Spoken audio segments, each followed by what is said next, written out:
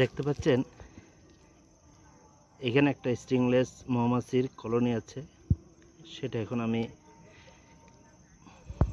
Capture করব। এটা মাটিতে, সেক্ষেত্রে একটু সহজ হবে।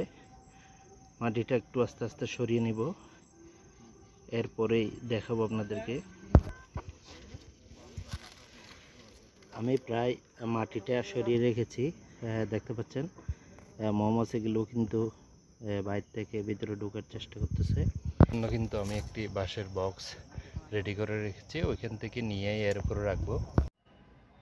মাটি থেকে স্ট্রিংলেস মৌমাছির কলোনিটি ক্যাপচার করে দেখুন এই বাঁশের বক্সে ঢুকিয়েছি।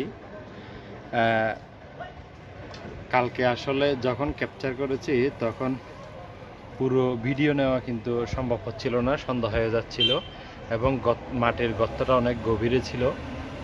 সবসময় আসলে টাইম নিয়ে যেতে হবে, সেটা একটা শিক্ষণীয় ব্যাপার ছিল। এছাড়া এই যে বাঁশের যে অস্থায়ী ঘরটা বানিয়েছি আমি প্রকৃতি থেকে ক্যাপচার করার সময় আসলে সব সময় যে বাঁশের বক্স নিয়ে গেলে হবে সেটা কিন্তু নয়। কেননা আপনাদের যে ব্যাপারটা আমি শেয়ার করতেছি সেটা হচ্ছে, আমি এই বাঁশের ইয়াটি নিয়ে যাওয়াতে ওইখানে যে চাকটি আমি পেয়েছি প্রাকৃতিকভাবে সেটি চ্যাপ্টা ছিল। চ্যাপ্টা থাকার কারণে সেখানে কিন্তু মৌমাছি আর যে চাকটা এই বাঁশের বক্সের ভিতর বসাতে পারতেছিলাম না, অনেক কাটছাট করে এরপর বসিয়েছি।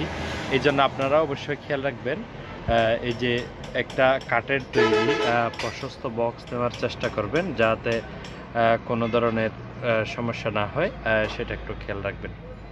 কেন পুরোটা দেখাতে পারিনি, আপনাদের বলেছি সন্ধ্যা হয়ে গিয়েছিল, যার কারণেই পারিনি।